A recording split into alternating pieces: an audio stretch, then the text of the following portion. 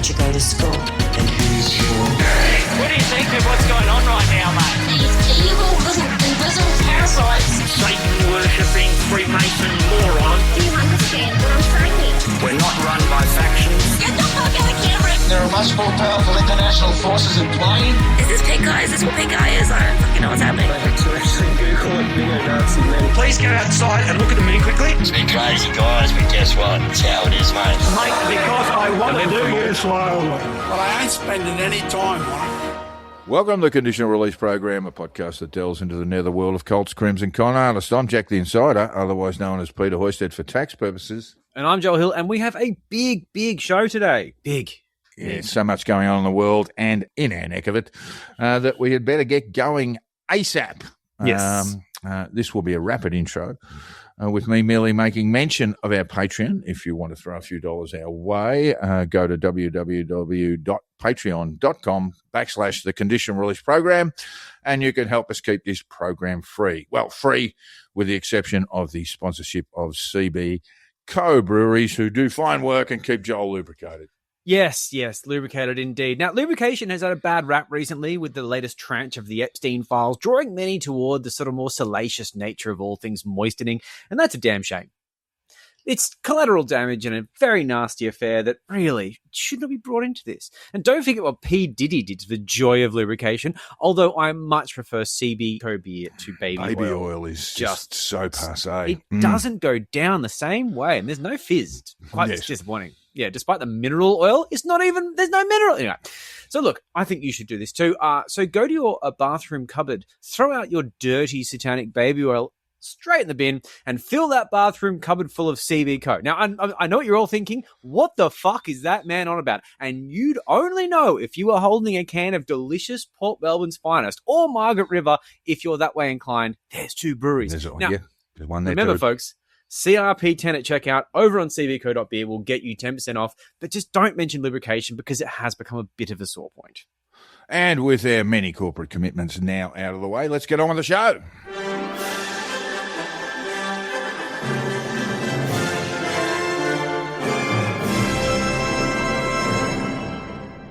And we'll start the segment with some terrible news. The death of cartoonist Jon Kudelka at 53. I've been around cartoonists pretty much all of my professional life. They're a weird mob, no doubt. Funny characters. But Jon was a standout from the first time I caught eye of his primitive human caricatures. It was a device he employed. Perhaps people don't know that Jon could line draw like Da Vinci. I've seen many of his anatomical sketches, so precise and detailed, but when it came to cartooning, he chose simplicity as a vehicle for humour. And when he was tuning at the Oz, and he was there a good 10 years, Jon would often send me rough sketches. He wasn't asking for some deep analysis or inquiring as to what I would do in his position. God forbid I would ever say to him, "Hey, mate, I've got an idea for a cartoon." But I received his roughs, generally by text message. They came with just an implied question, is it funny? And Jon's work invariably was funny, and that is remarkable. The political cartoonists have hard jobs. They have to be cynical, politically informed, and in possession of a dark sense of humour. Those are all pretty nasty things to carry around with you. But they also have to come up with one good gag a day, every day. And it's not as easy as it sounds. In fact, it's fucking difficult. It can bring terrifying anxiety, and that's just the reality of their work. As an aficionado of the political cartoon, I often say that in Europe and the US, tuning is different. Often the artist will make a point first with the humour falling a long way back in second place, or sometimes entirely absent. You know, you'll just see a moon, sort of a half moon in the sky, and they'll just say, doom.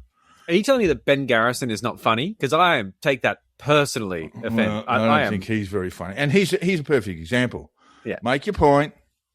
And then the humour comes a long way back second. If it exists at all. So it's all about a point, yes, indeed. Yeah. But Australian political cartooning is different. It's developed in different ways. And a good cartoon is judged, firstly, that it must be funny first and foremost. And provided it is, the rest of it doesn't matter. Yeah. So it's got to be funny. And Jon was funny every time. He had the ability to make enough people laugh every day. And really, when you think about it, it's something that's almost impossible to do. He's survived by his wife, Margaret, and two teenage children, Kay and Oscar. Oscar is a fine junior soccer player, and Kay a gifted young artist, just like her dad, does a lot of cartooning. John was diagnosed with glioblastoma 2 years ago, the same Brain cancer cancer that took his father, I believe. The prognosis was grim. The tumour was of such size that it was inoperable. John knew that chemo and radio treatments would be effective. He spoke to me about this, only in reducing the size of the tumour, and that one day it would come to kill him. It's hard to know what to say to him, but that was it. He was essentially given a death sentence, but they could sort of prolong it for a few months, maybe a year, and that's what he got out of it. And he used that time wisely. You know, he didn't turn for a long time. I think he finished up at the Mercury too after a while, and he just spent a lot of time with his family and friends, and that's the best way to go about it. And of course, it's a huge loss to his dear family and many, many friends. But in a wider context, it's sad. It's sad for the rest of us that a man who could make us laugh on a daily basis has left us. Perhaps we need those laughs more than ever. But John won't be around to help us out with them. Valo, the great Jon Kudelka. Yeah, I used to really like his work on Twitter. We had a few interactions there, not obviously as many as you, but he just seemed like a very decent and centered person. Had a science background. Initially, and that sort of explains the anatomical drawings in a way. I mean, just really talented artist he was that you don't really see in the cartoons. But his science background meant don't you even think about arguing about climate change with him. He will tear you to shreds. I'm looking at a few of the cartoons now, and there's some good climate change stuff in there as well. Oh, he used to, and I did have this in the little bit of the obituary that I wrote, but people on Twitter are coming and, hey, John, I think it'd make a great cartoon if you did this. He fucking hated that. He despised those individuals so much who thought, oh, I know what would make a good cartoon. Yeah. Anyway, Valo, the great Jon Kudelka, he really was one out of the box. Fantastic human, wonderful cartoonist. Yeah, damn shame. Meanwhile, as we record this, we haven't actually said we're recording on the 10th of February. That's a Tuesday. And on the Monday night, Joel, Sydney was rocked. It was CBD on the old Monday night, protests on the school night, and some would say very heavy-handed police response, Joel. Some would say some people were receiving heavy hands from the police in a sort of fast and sharp manner to their organs. I did see one. I did, yes. Well, we'll talk about one, but I just saw another fellow who was pretty heavily around the body. It was almost the old phone book stuff, just hit you where you don't show the bruises. Yeah, we haven't quite got through everything because you just can't. But there was an ABC article, like someone talking about eye gouging.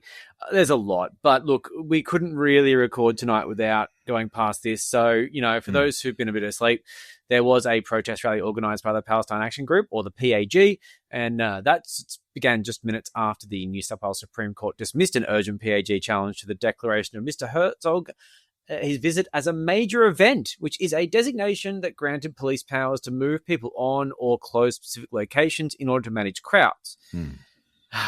Total. Well, it's usually used for big entertainment or big sporting events. We are going to say this, but of course there were 7,000 mourners at the International Convention Centre, where Herzog was present. Which is a decent walk, for those who aren't from Sydney, from Town Hall. But it's very walkable. It's a stone's throw, but it's a very long stone's throw. It's Across not the bridge, it's not the same spot. So those attending the rally included New South Wales Labor MPs Sarah Kane, Stephen Lawrence, and Cameron Murphy, who is a legend, and he was wearing a keffiyeh over his suit, so he was not making his support quite at all in that regard. So the PAG protesters gathered in George Street near the town hall, but under the aforementioned laws employed by the state, which is usually for these major sporting or entertainment events, which this was neither. It was neither. It wasn't sporting or entertainment. There was no entertainment. There was no sporting. But anyway, that's for the courts to decide, I suppose. And they did. Yeah, at a press conference this morning, as we record this on the 10th, Premier Chris Minns said New South Wales Police had to keep protesters and mourners separate. So as disturbing as the scenes were last night in the news, they weren't even worse as a result of thousands of people. They weren't even worse? I presume this is a direct quote, so I think he was saying they would have been even worse as a result of thousands of people clashing together on the streets of Sydney. Yeah, okay. What we can reveal today that we couldn't say yesterday, this is Minns again, for operational reasons, is that there were 7,000 Jewish mourners in the same city at the same time that police had to keep separate from protesters.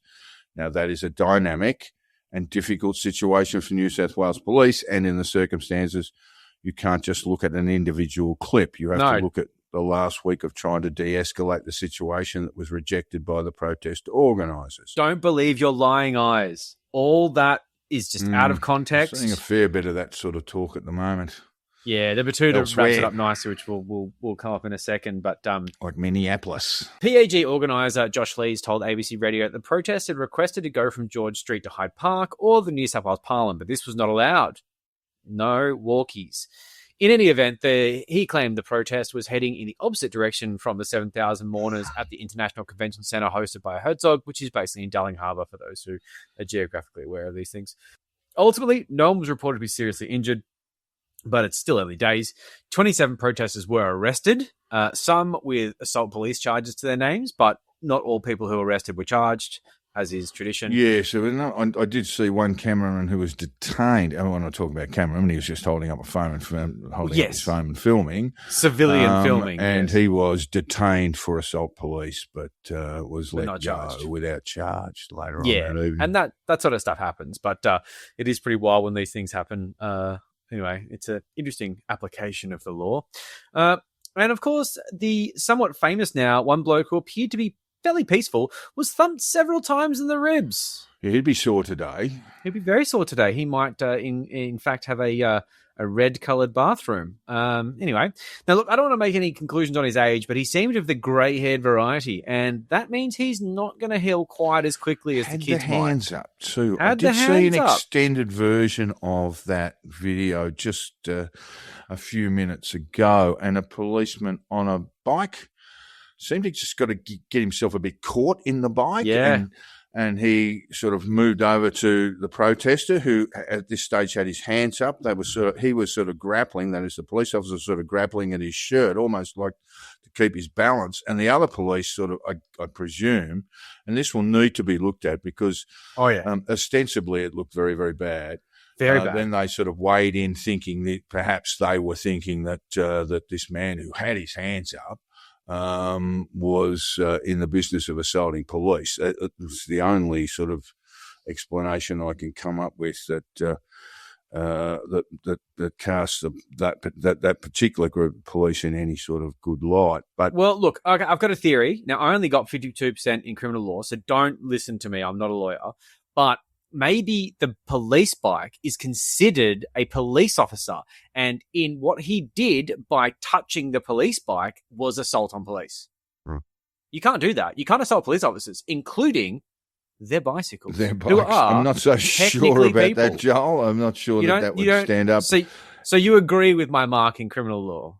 52. Yes, I probably trumped do. Up bullshit. I should have got a credit. Anyway, so look, I'm just going to say that there are other people here, older fellas, and one of them is the Aussie Cossack. I would find it much harder to propel my fist towards someone of an advanced age because I have a sense of empathy. That's all I'm just saying. I just want to highlight that. And certain people don't have that feeling, and one of those is the Aussie Cossack. That being said, I don't know exactly what happened. Well, he's been convicted of the common assault of I think, 72-year-old man. Yeah, it was about that. Yeah, and this guy was pretty grey, but I think he was in his 60s. Sorry, I don't want to call I'd say people 50s to 60s. Yeah, hard to say. Had the hands up, most definitely. Had the hands up. And just absolutely just... Wow. Anyway, 4 good strikes in the ribs. I'd be surprised if he hasn't got cracked or broken ribs.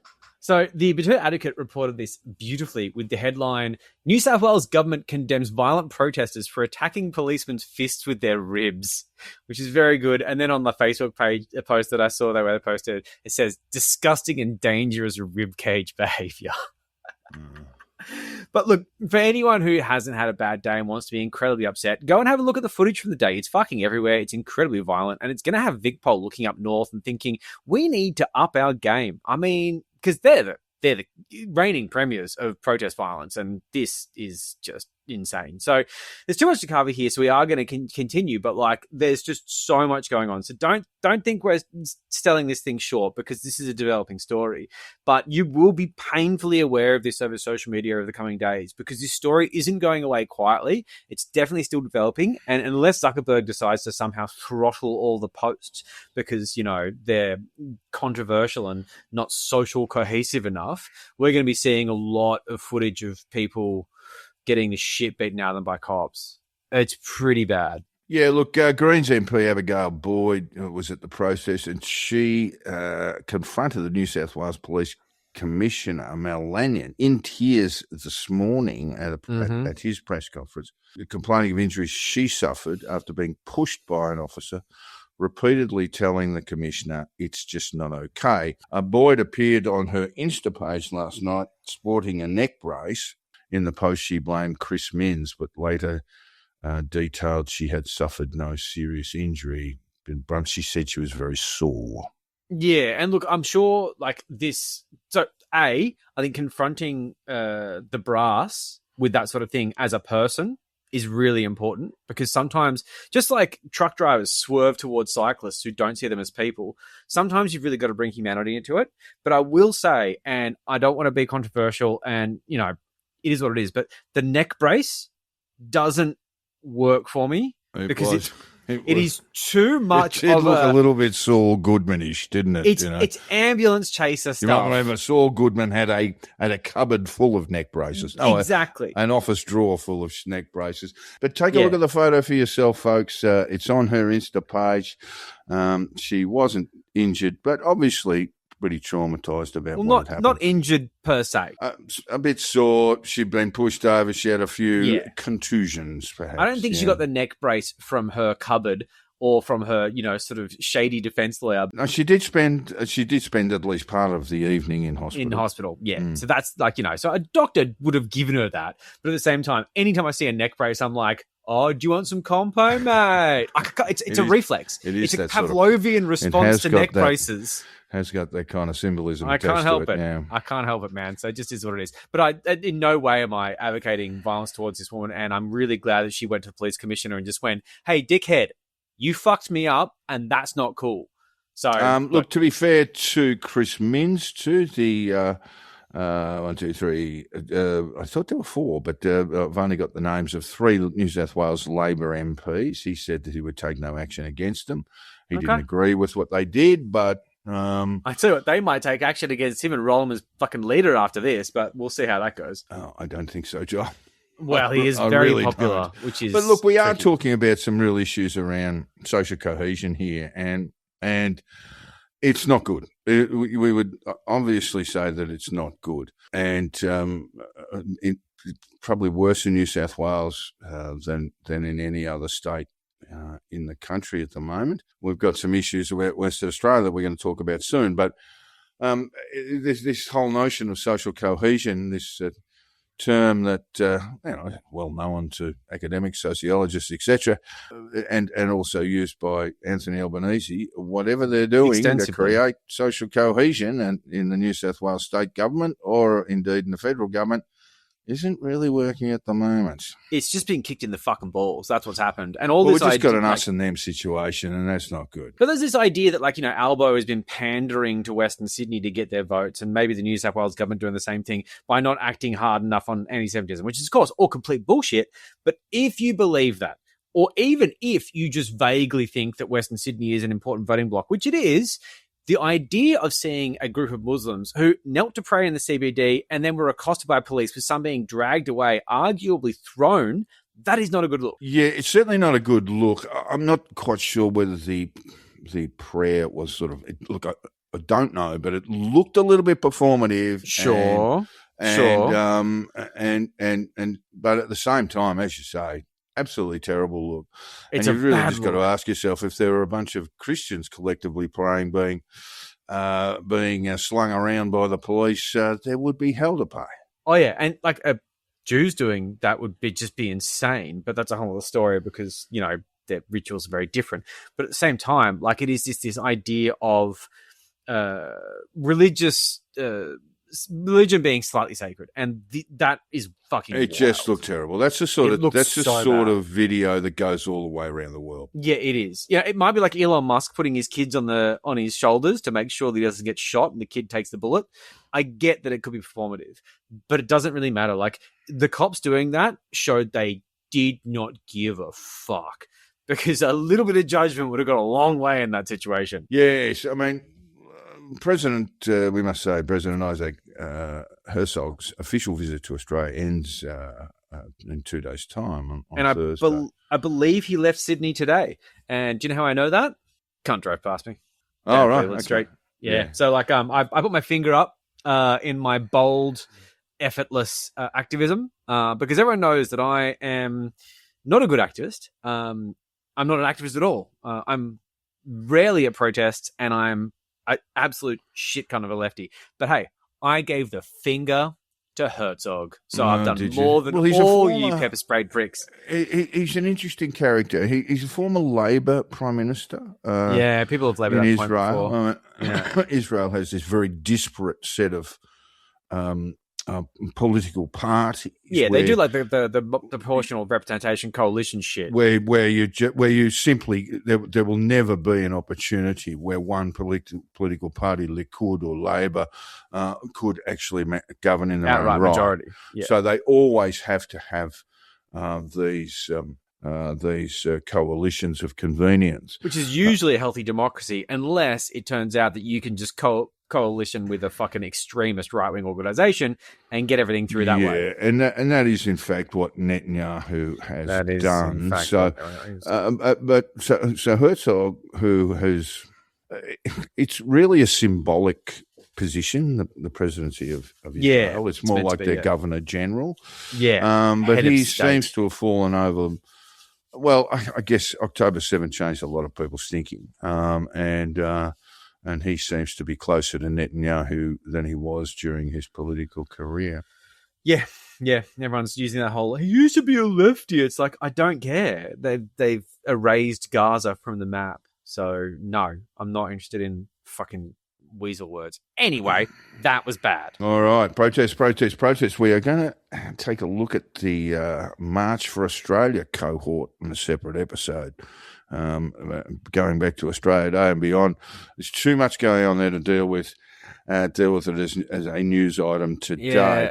I mean, fucking Nazis, man. They're such a busy bunch. I wrote up a few pages for this episode. Now, I got to the point where I was like, I could just keep on going forever, and I'm fucking going to. And you were like, no. This is too much. It's too long. Like, get a job. Like, just stop doing stuff, because I can't keep up with it. It's too much. I was looking at an MFA photo, rally photo, and yes, there were Nazis there. And then there were the MFA people, and you go, and they want to save white Australia. Of course, that's their thing. They want to save white Australia. And you look at it and go, Jesus Christ, you wouldn't want to build a nation on a gene pool like this. No, you really wouldn't. I know. Fucking heavily overweight people, some demanding or some in need of emergency medical assistance, dental assistance, all this sort of stuff. Some of the ugliest people in Australia. And I mean that, I mean that physically. I mean, they're just ultimately hideous. It's always that great irony about those white supremacists. Yeah. There's a magnificent moment in the film Mississippi Burning starring Gene Hackman. And there's a Klan meeting. And the Klan are all up on stage, and everyone from around the area, not Klansmen, were watching this sort of whatever they were doing, sort of one of their rituals. And the camera panned across, and there were broken heads and missing teeth, just and fucking yokels. And it was just a beautiful way of saying, these are not your finest people. No. But anyway, I could keep going on that, but I won't. A concentration on one protest on Australia Day just is one that hasn't received the coverage, I should say, that it deserved. Yeah. And this came from the Oz. A crowd was asked to evacuate Forest Place in Perth, Western Australia on Monday, January 26, Australia Day, after an individual threw an item at protesters holding an Invasion Day rally. According to WA police and captured in footage released by authorities, a man was seen hurling a device towards the crowd of about 2,500 protesters. He was on an upper level where people were gathering for the rally. So the people who were gathering near the stage in this rally were disabled people, Aboriginal elders, these sorts of people. They were the ones he sort of was basically targeting. Yeah. It was described in other media reports as being the size of a coffee cup, the device, and it was wrapped up in bolts and nails and screws, etc. Yeah. And the from what we know of the explosive, it was a liquid. They say a 31-year-old man was charged with unlawful act or omission with intent to harm, endangering life, health, or safety of any person, as well as making or possession of explosives under suspicious circumstances. And since then, the attempted bombing has been declared a terrorist act. In fact, that only happened 5 days ago, Joel. Yeah. It's all very fresh in that regard, but it's ongoing from what feels like eternity ago. Well, we also have to say, and I'm sure that we do say elsewhere, that his name was immediately suppressed for his own safety. Yeah. What that normally means, Well, he's not guilty yet. and I haven't read reports one way or the other, that would be something that his defence counsel would request. Yes. And if it was a serious matter of safety, the prosecutor would not challenge it. Yeah. Now, I don't know if that happened, but I'm kind of assuming that it did. I've heard some reports, like just basically from podcasts and things like that, Guardian stuff, basically like they requested a suppression order that's been granted. And if this guy is innocent, which he's not, allegedly, We've got to go through a trial. Then, this would ruin his fucking life. So, yeah, you can't have that. Just 5 days ago, the ABC reported that the 31-year-old man that we're talking about, but can't name, was last week charged with throwing what police described as a homemade fragment bomb filled with ball bearings and screws into the crowd which had gathered in central Perth. WA Premier Roger Cook today confirmed the man has also been charged with engaging in a terrorist act. He said it could have become a mass casualty event had the bomb exploded. The Premier said it was the first time such charges had been laid in Western Australia. Yes, and this is, of course, what we're going to hear, which is the attempted terrorist attack was followed by what can be considered as a strange silence in the media that saw the story as page 3 news. And I say that because I was at a client's place waiting for something to happen, and they said, would you like to read the newspaper? I thought, fuck yeah, why not? And I read the newspaper, and yeah, there it was, page 2 and 3, down the bottom, way smaller than the other stories on the page. And I just think this is a bigger deal than that. This is especially due to the fact there were heightened tensions of social cohesion in the wake of the Bondi tragedy.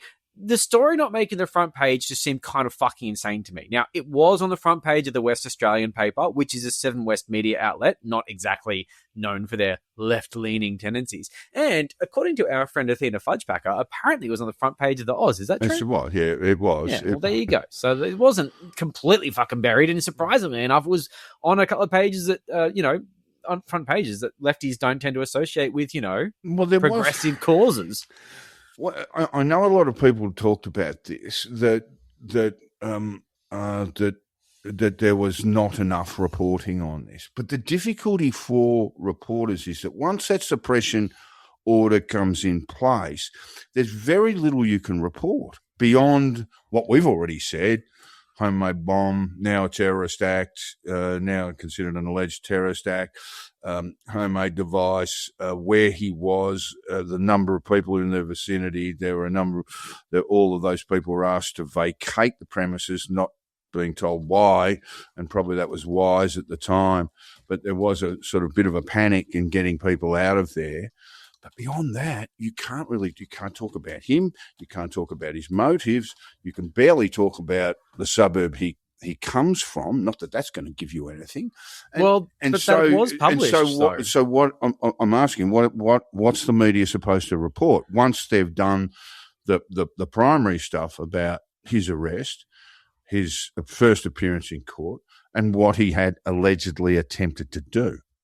Yeah. So, like, what happened basically between the actual attack attempted attack and the suppression order, which was granted the next day, is that basically there was pictures of him being sort of questioned by police in the T-shirt that he was wearing.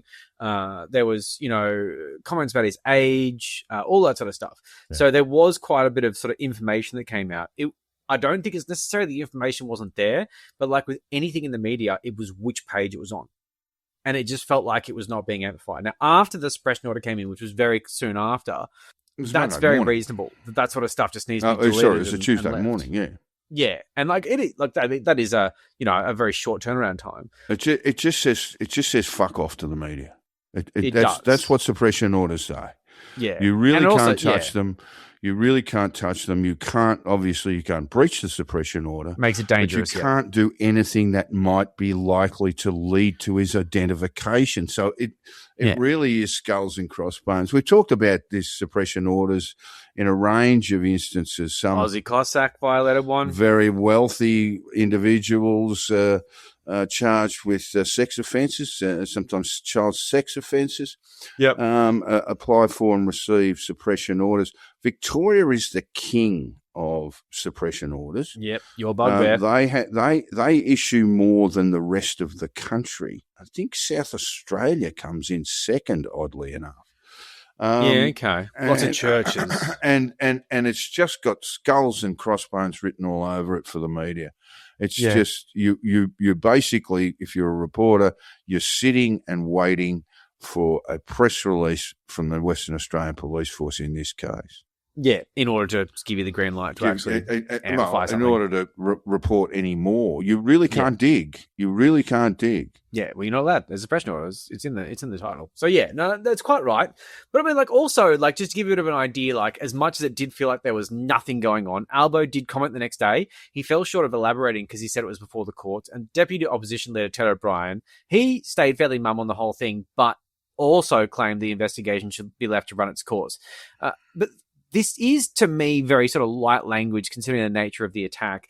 But that sort of like muted response didn't last forever. It was an attack on First Nations people. It was an attack on First Australians. There's no doubt about that, or an attempted attack. Yeah.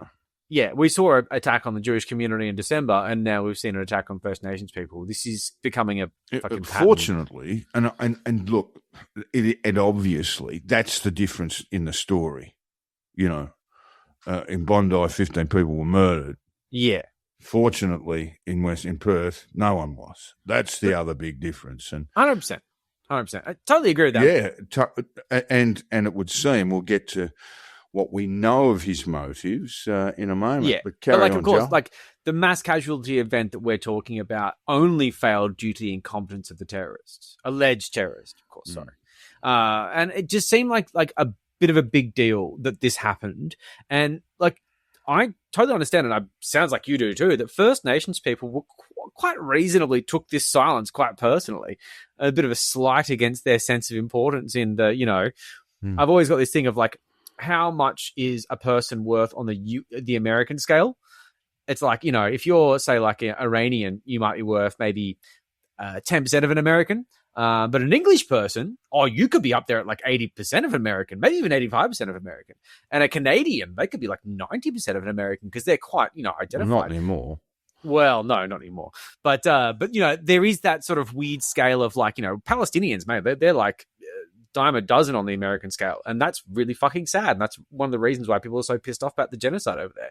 But when it comes to this situation here, First Nations people would have been sitting there thinking, well, where the fuck are we on the scale? Like, where's our importance? Because we just had someone try to blow us up and no one seems to give a shit. Now, good friend of the podcast, Lydia Thorpe, who I have not always loved the behaviour of, has been bringing some attention to the matter with some comments and also introducing a motion to the Senate. And it's been real grown-up shit. It's been really good. Like, proper parliamentarian behaviour. And yes, the reason I know this is because I listened to Question Time, and I think you should too. But I think she also did really fine work here. So she said of the silence following the event, quote, "Decisions were made in newsrooms, in ministerial offices, in the daily rhythms of power about whether this was urgent, whether it mattered, whether our lives mattered." And I think that's a reasonable quote. I just don't agree. I mean, I don't agree that there was this, because she is sort of indicating this vast conspiracy was in play through parliamentary, through Western Australian politics, through federal politics, I through disagree the media, with that, but yeah. And I'm just not buying this. I really do think that what we have was a failed attempt. So, you know, if it bleeds, it leads. Of course. And it didn't bleed, thankfully, right? Thankfully, yeah, of course. And then you have a suppression order on top of that. So any news reporting you can do within 24 hours of the failed attack is just perfunctory, you know. I see what you mean. Like, the main thing I would say is that the issue I would take with that is that I don't think it was a conspiracy theory. I don't think it's what she's asserting. I think it was an atomized issue where everyone individually had that consensus, as opposed to it being some kind of conspiracy. Don't the talk consensus about that it just doesn't matter. It's not a big deal. I'm not buying that either. Yeah, fair enough. So, look, what she did do is she moved a motion in Parliament to condemn the bombing and set out a very reasonable list of elements. These were alphabetized, and this was supported by the Minister for Indigenous Australian, Senator McCarthy from Labor, and Senator Little from the Liberals, the shadow minister there. I won't go too far into the details because you'll all get very bored, but here is the good bit, which I'm sure you're all waiting for. Matt Canavan, who is a piece of shit, could not let this go, couldn't just let it go and just let it happen and just condemn a bad thing. Had to make sure that his opposition was felt to 2 points of the motion. So these are the points he took umbrage with. For many First Nations people, 26th January is a day of mourning, and that an attack on this day at an Invasion Day rally represents a serious escalation of racial violence against First Peoples. That is the motion put forward by Thorpe, I presume. Yes. So basically, he took issue with that. He took issue with that, and did then not like that. He also took issue with the fact that acknowledges that First Peoples in Australia continue to face entrenched racism, racially motivated hate, and threats of violence, and that any instance of this is unacceptable and must be addressed. Which part of that do you have a problem with? Pretty much bipartisan support for that motion. Yeah. That's and then rare for Lydia Thorpe. And then he voted separately on this. Calls for governments to continue to take action to address racism, discrimination, hate speech and violence against First Peoples. So Matt Canavan. God forbid. And one or two of his mates. Yeah, if you were wondering, Malcolm Roberts also made it clear they did not agree with these 2 points. And this is in the wake of an attempted terrorist attack on First Nations people and their allies. How about you just shut the fuck up for like 5 minutes? Just in the wake of this. You could be a cunt later, but just be like, you know what? Maybe attacks on First Nations people is bad. You can just walk past that. You don't need to make that a thing. Anyway, scumbags. And look, Roberts, that's okay. You voted him in to do that. Canavan, I don't think that people vote National to hear that shit. I think Matt Canavan, probably... just to break away, Matt Canavan is the leader of the faction that keeps Little Proud as leader. Yeah, okay. When they had a party room meeting, a traditional party room meeting after the last federal election, where Little Proud looked around them. It's just not a big party room, by the way. I did actually have the numbers written down. What have we got? In the House, 9. I'm going to say 5 in the Senate. So it's 14. I think it is 5 in the Senate. So it's 14. I think it is 5, yeah. And maybe it's less than 9 now with Barnaby gone. Barnaby's gone, yeah. So it's not a big party room meeting, but there's a faction there that, Little Proud just looked at it and said, look, if I don't get these guys on board, I'll lose my job. Yeah. Well, mate, be like Darren Chester or some of the other good nats and lose your job. Lose your job, yeah. Like, as Green Day insisted, we'll get to that in a sec, quit your fucking job, guys. So Canavan has been emboldened by all this stuff. and Little Proud is just a weak little man who relies on the support of Canavan and 2 or 3 others to give him the leader of the National Party and, the salary and benefits that go with it. And but Canavan can't say this shit as a leader because he would look terrible. So he does it from the back. Yeah. He snipes from the back like a piece of shit. He was a member of the front bench, of the opposition front bench. That ended very quickly. Mm-hmm. And so he's this kind of marauding figure in the Senate. And, I don't want to get into the whole business of the coalition breaking down and all this sort of stuff, but much of it is driven by Canavan. Yeah. Who takes absolutely. the Nats that way. The Nats turn around the Libs and say, our way or the highway. And the Libs simply can't go that way. They just can't go that way. No. One thing I would say, sorry, Joel, say is that all these sort of predictions around the One Nation rise, the major or the real vulnerability lies in the National Party. The Nats, yeah. There's a very strong likelihood that in the next parliament we will have essentially two oppositions. Yeah. And one will be the Liberal Party with a few of the Nats, the survivors. The Libs will lose seats too, but the Nats, just on the polling as it stands, and then there'll be One Nation there with a handful of seats. But yeah, handful is Labor with about 9 operative term. Yes, exactly. Labor with the most stonking majority, which we've said millions of times isn't necessarily a good thing. But when it comes to the fact the opposition is One Nation adjacent, then I'm sorry, I'm okay with it. Anyway, so look. This is the thing that I saw. I was listening to on the radio. The motion was also introduced and debated in the House. I can't remember who. I didn't look too far into this. But this had the so-called tail independents backing really strongly. They all got up and said something that was really, really good. And I just want to say they just cemented in this moment for me, and also with the Herzog visit, opposing that to great risk to their political capital, that they're not just tree Tories or liberal light. They're actually proper progressives, and they're doing God's work in the House. Well, they're what the Greens should be. They're very active today, Joel, in response to the violence last night. Yesterday. They came out with police violence, Allegra Spender and Zali Steggall in particular. Good on them, man. This is what the Greens should be. The Greens are a bunch of fucking annoying tankies that I vote for with my fingers over my nose. And you see these brilliant, progressive, smart women in these, admittedly blue ribbon type seats, and they're just doing good shit. So anyone who's sitting back thinking that these sort of, community independents is just a bunch of fucking teal wankers, they're really not. Anyone who pinches their nose when they vote for a particular party probably should be voting for another one, Joe. Well, which one would you like? Because I'm not voting Labor for a while. Well, what's his name? The protest or the Palestinian Action Group organizer. What's his name? Josh Lees. Josh Lees is starting a new party. We already have wrong? the Victorian Socialists, and this will be, I think it's called New South Wales. They're going to run in the state seat anyway. Okay. In the state election, I should say. That's going to go nowhere. New South Wales SOC. They haven't even got the balls to say socialist. Why bother? Just do the green thing. It's fine. They have branches anyway. Whatever. We'll see how that goes. But yeah, look, when it comes to the actual charge of terrorism, we're going to get a bit law talking on this one. These are the elements that must be satisfied from the Western Australian Police press release on the terrorism declaration. And we include this just to give a bit of an idea of maybe why it took a while for them to get to this point.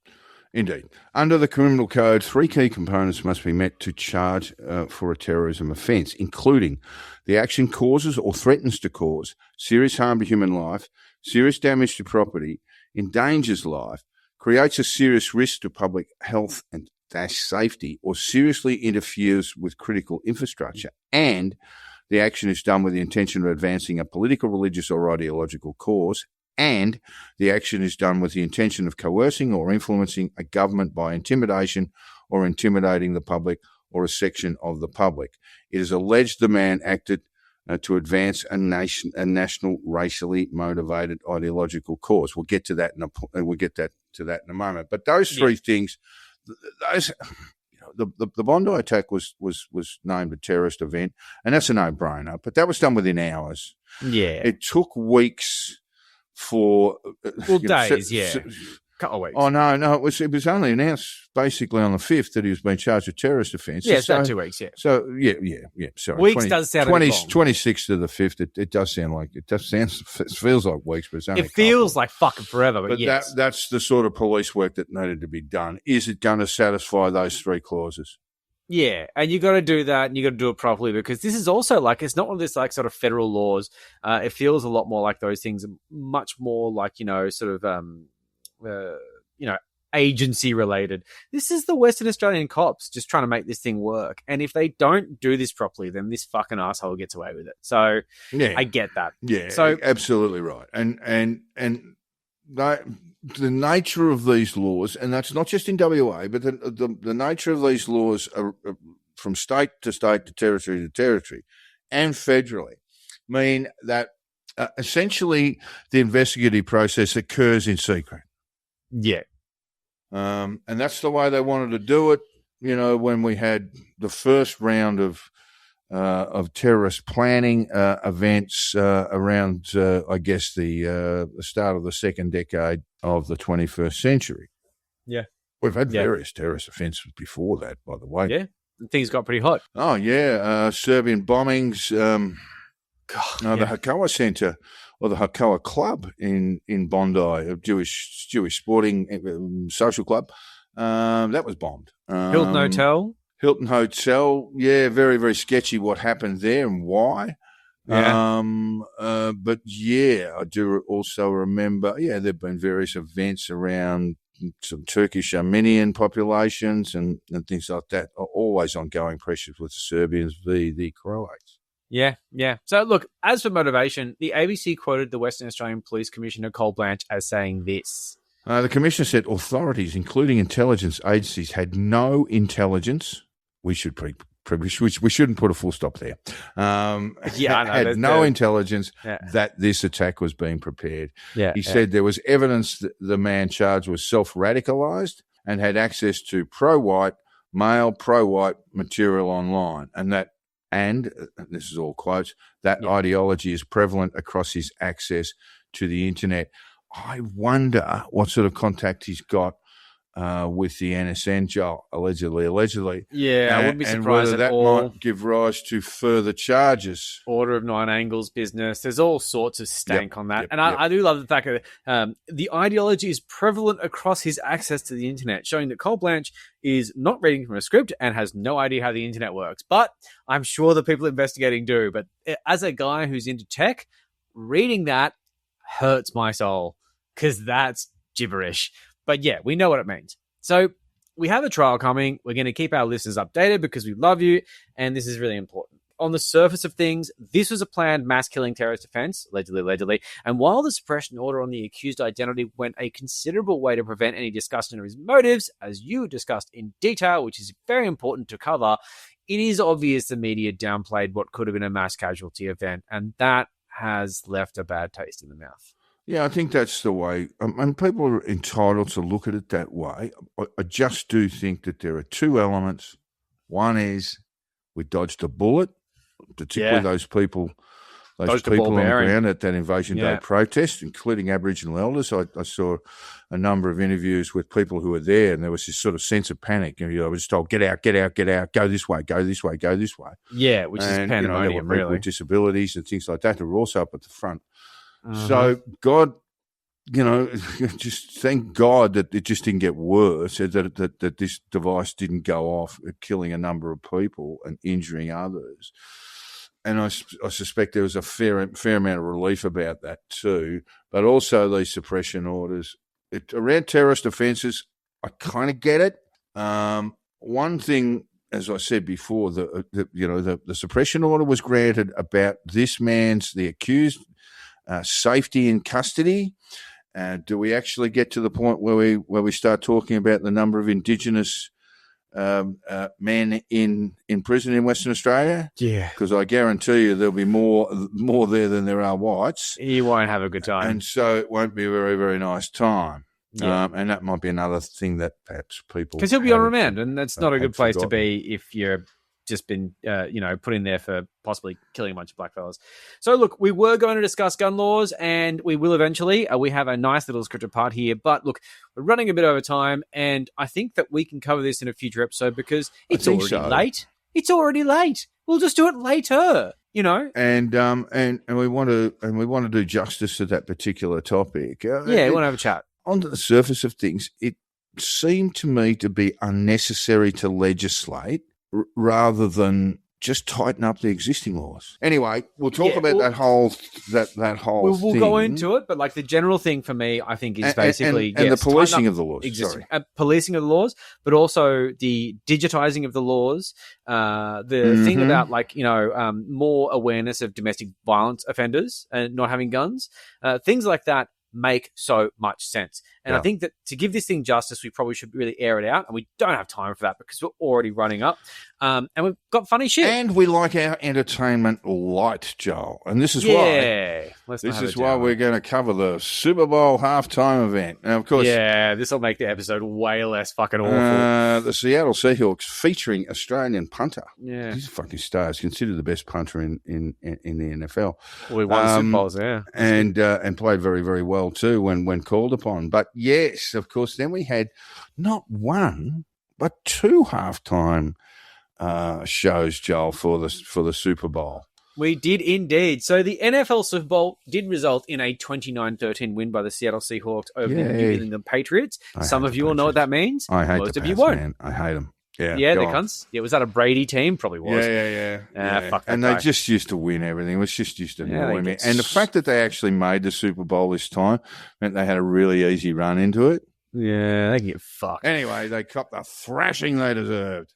And good. But look, you can say the Seattle Seahawks won the Super Bowl. I'll agree with you. It's objectively true. But we all know who the real winner was, and it was Satan. Satan. Or Satan in Spanish. El Satan? Potentially? That's what Google said it was? What El is Diablo. Satan? Surely, Joel. El Diablo, that's the devil. Actually, I believe Diablo is a video game title, Jack. And it's not even a Mexican video game. Diablo is the devil. We know this. Mexican, so. I picked up most of my Spanish from Breaking Bad. And so, yes, El Diablo. Yeah. Well, I probably should have known that from drinking some kind of off-label tequila. Anyway. So what was the official halftime?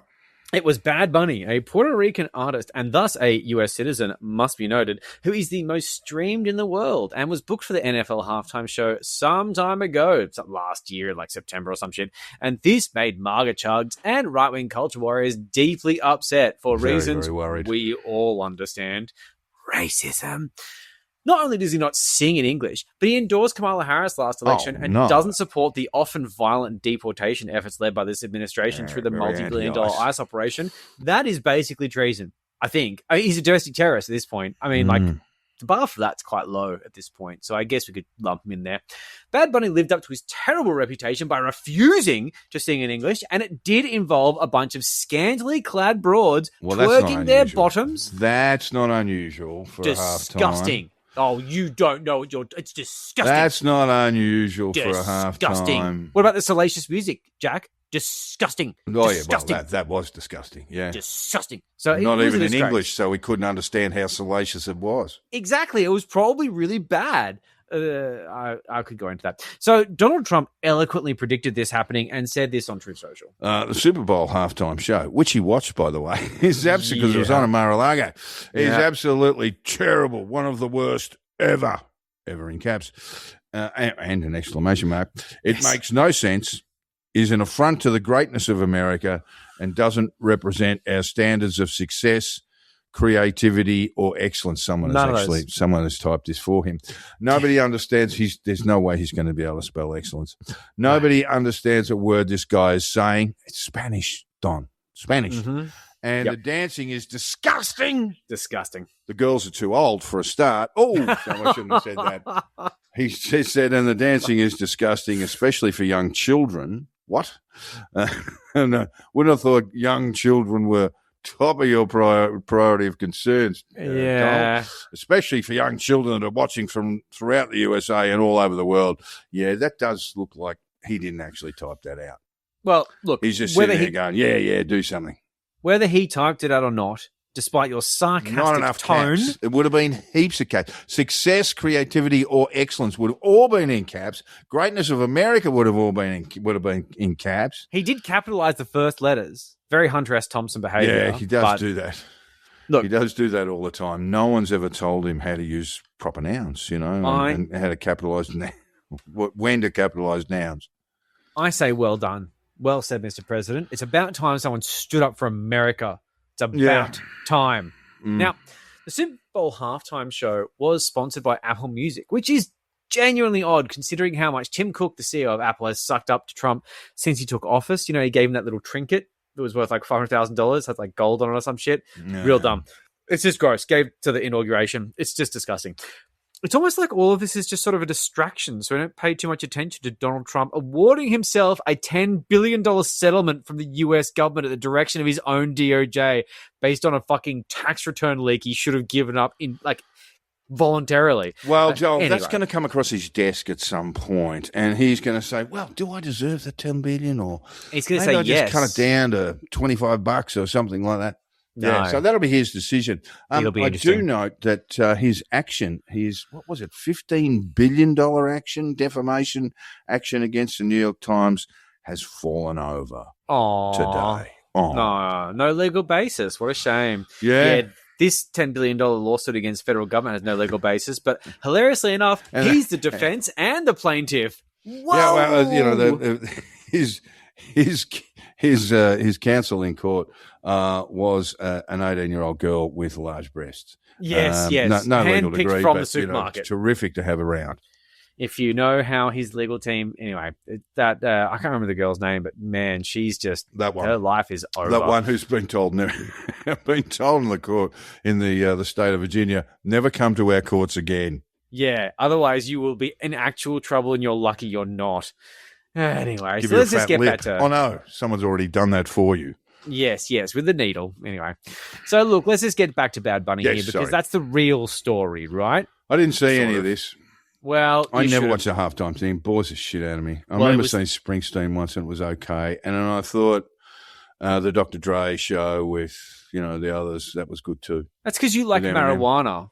Oh, I just thought it was a good show. It was a good show. It was in LA. It was perfect, I'm sure you'd smoked a marijuana cigarette beforehand. I possibly did. Yeah, I'll bet. So look, to be fair, it was 13 minutes of fruity gibberish. They had subtitles on the big screen. To add insult to injury, those were in Spanish. So how the fuck do you know what's going on? This is ridiculous. I saw Mr. Bunny resting his hand quite close to his genitals while women danced suggestively on the field. What do you think he was doing with those hands?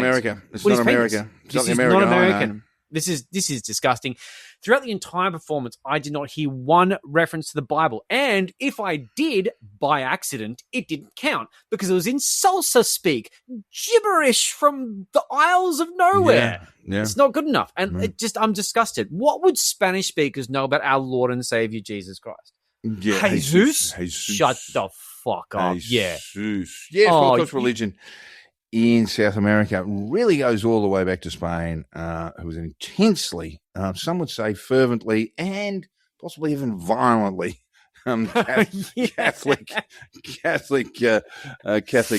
religion. There were a number of Muslims living in Spain. Joel, how'd they go? Known as the Moors in the 13th century, as when Spain first became unified under Queen Isabella, and did they live long? They weren't fitting in. No, they didn't. That's fit social in. cohesion. Social cohesion. They didn't understand the first thing about social cohesion. So, didn't assimilate. And then, of course, there are a whole bunch of people who weren't as fervently Catholic as some others. So they didn't assimilate. And that's when we had the Inquisition. Yeah. So all of this stuff came across. We had Incas, Aztecs. I mean, some civilizations completely wiped out in what is argued at least to be the greatest genocide ever committed. When the conquistadors spread through South America and Central America. Conquistador. That sounds Spanish and fruity. Yeah, slaughtering everyone as they went. Well, what else would they know about religion? Mayans. I think the Mayans were already gone. The Aztecs, they didn't last long, and so it was all brand new. But other than that, what would those losers know about religion? Okay? I'm just making a point, okay? Yeah. So the show also appeared to prop up the US job numbers, who seem to be suffering a little bit, considering the whole, economic impact of Trump. They're now being reported by a Heritage Foundation hack appointed by Trump. Yeah, I'm sure they're I see that. really accurate. Yeah, it's a thing. Chaz Tito has gone on for many, many times. But in this situation, there was like 1,000 people involved in the show, which I think was elaborate even by Superbowl standards, because usually there's a few dancers, but holy fuck, there were so many people Well, the involved Dr. in Dre the show. there were at least 2,000 people on stage that time. Yeah, you reckon? Yeah, oh, well, not on stage and on the ground, yeah. This was fucking huge. Now, Laura Loomer noticed that some of these people weren't white and had a bit of a meltdown on Twitter, as she does. Now, it's getting kind of hard to know what she actually believes and what she says for attention. But this is the problem. Like, it doesn't actually matter. I don't care what she believes. I don't give shit. What it is this is the level of discourse we're looking at. She's, unfortunately, someone people listen to, and this is where the right's at, complaining about non-white. What did she have to say? Oh, I didn't put the quote in because, to be honest, I just thought, you know what? I'm just going to mention the fact that too ugly. There's a lot. Yeah. There's another one with a fat lip. She was saying that they should all be deported and things, and it's like, dude, just shut the fuck up. There's a photo of her back in her mid-20s, and she's actually quite attractive. Look at her now. She looks like a fucking alien. Yeah, it's Marga face. It's really embarrassing. It's got the Marga melon.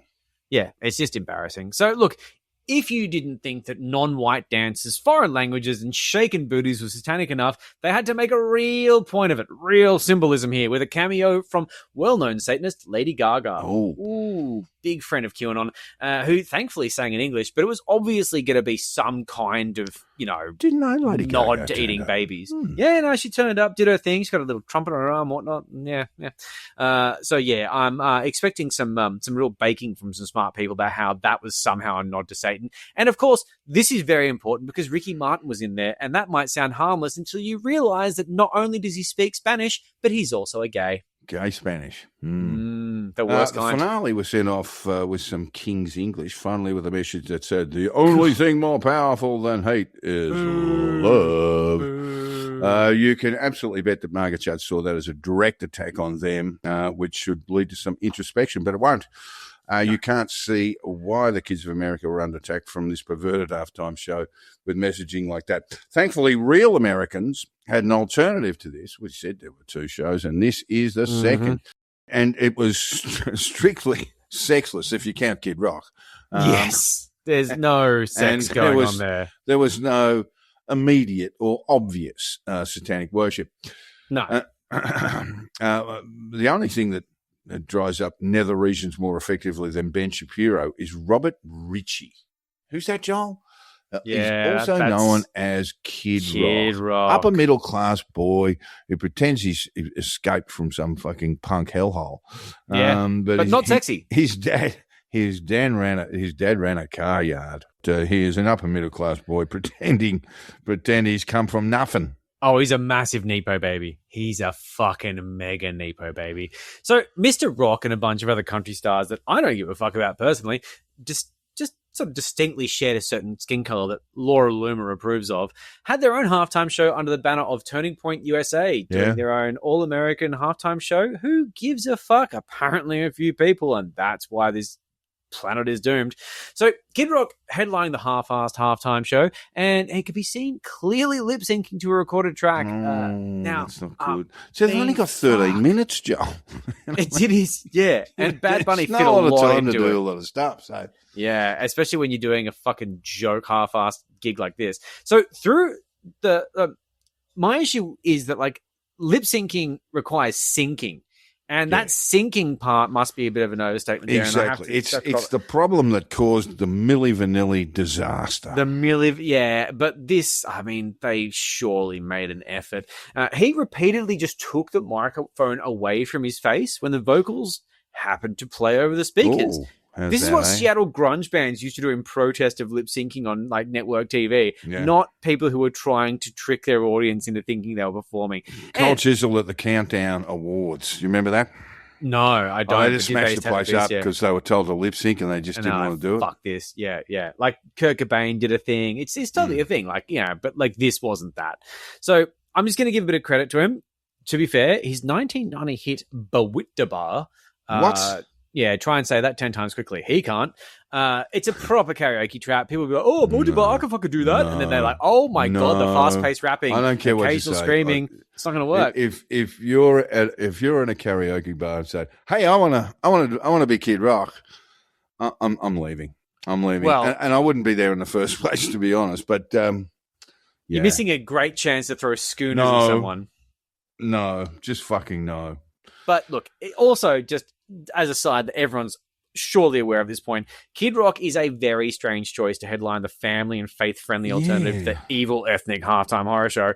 And look, while he has been a celebrity figure for the MAGA movement for some time now, Richie is one of those types where he's always the one you most expect, and his symbolism will be his downfall. Well, he was a terrible shot too. Remember that with the great Marga Chuds went into got the tremors when Bud Light had a trans ambassador. He got right into that dumb pulled out the culture AR-15 bullshit. in his rather substantial home, and with just a wall of beer there in front of him, and it took him about 30 seconds to. It took him about 30 seconds to hit them. You're missing the best part. So someone analyzed that video and noticed that there was actually a second shooter on the side. Oh, God. Yeah, like you just can't aim. But then again, like as someone who has shot a machine gun like that, like MP5, it is dumb. Like you shoot it and it just does stuff. Like the dumbest guns ever. Like if he was using a person's gun, it would have made sense. But he was using a dumb person's gun and he looked like an asshole as a result. Yeah, and he had someone who knew how to shoot next to him. If there's going to be a civil war, if the US really is going to tumble into civil war, I'd say let's go and fucking hit Kid Rock first because he's not going to be able to shoot straight. He's got all the machine guns and no fucking skill. Overwhelming by sheer numbers. It won't be hard. It will not be hard. So, why would we have a raised eyebrow for Mr. Rock? I do know the answer to this, Joel. Well, it's in bold in the script. Yeah. In 2001, I mean, shit, it's 25 years ago. This guy was on The Simpsons. Still old enough to be concerning at that point. A Kid Rock song, Cool Daddy Cool, featured a lyric about underage girls, and not in a nice way. He didn't sing the lyric, which was performed by his since deceased hype man and collaborator Joe C. But it's not a good look in the current climate. To make things even more gross, the song was featured in a PG animated family film, Osmosis Jones. Oh my God. There is a lyric that says, "Young ladies, I like 'em underage. Some say it's statutory. I say it's mandatory." That's not good. Why would you let that happen? Fucking rhyming dictionary as well.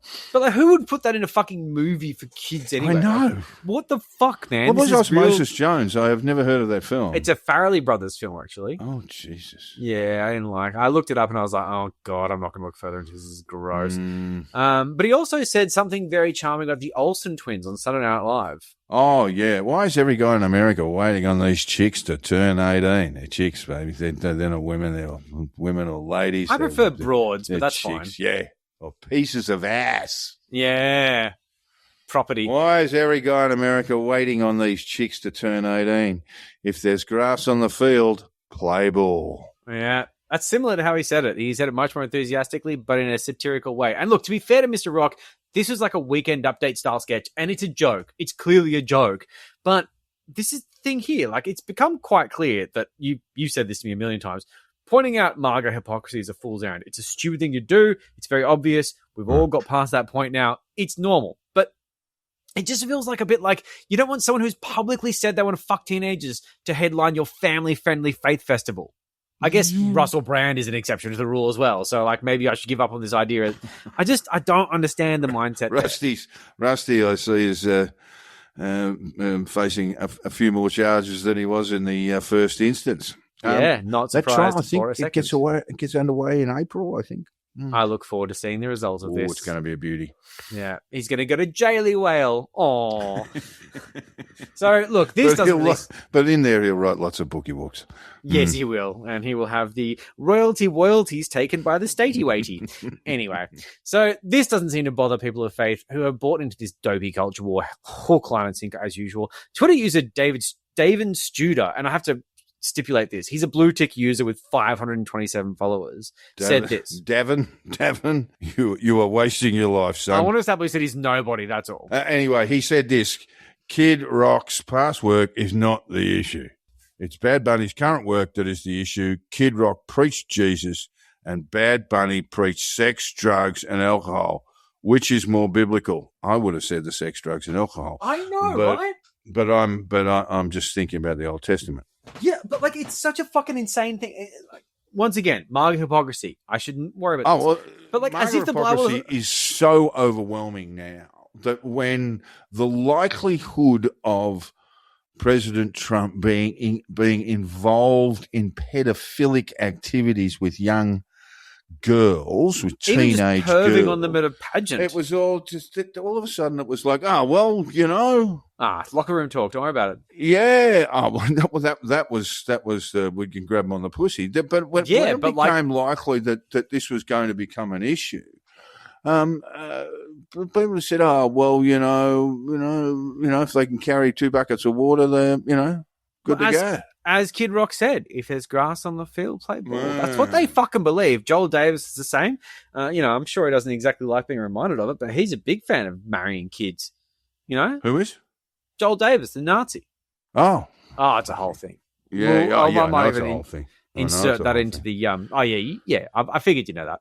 So look, when it comes to loyalty, it's expensive. And Erica Kirk has lots of it because the wife of the late TP USA founder Charlie Kirk couldn't find time out of her busy schedule, I assume counting her money, to attend the show, which I think we all agree was a wise decision, just not sure. Well, it was supposed to be a tribute to Charlie. So why wasn't she there? Because maybe she doesn't actually give a fuck about anything but the balance sheet, or I don't know. Did you see she got there was a recording made of a conversation that she'd had? Yeah, and I think it was like 3 days after Charlie. Yeah, just stoked about the KPIs. Dead, was assassinated, and she was pretty much counting the money at that time. Just counting the coin, just having the best fucking time. And look, I'm not here to say that Charlie was a good or a bad husband or father.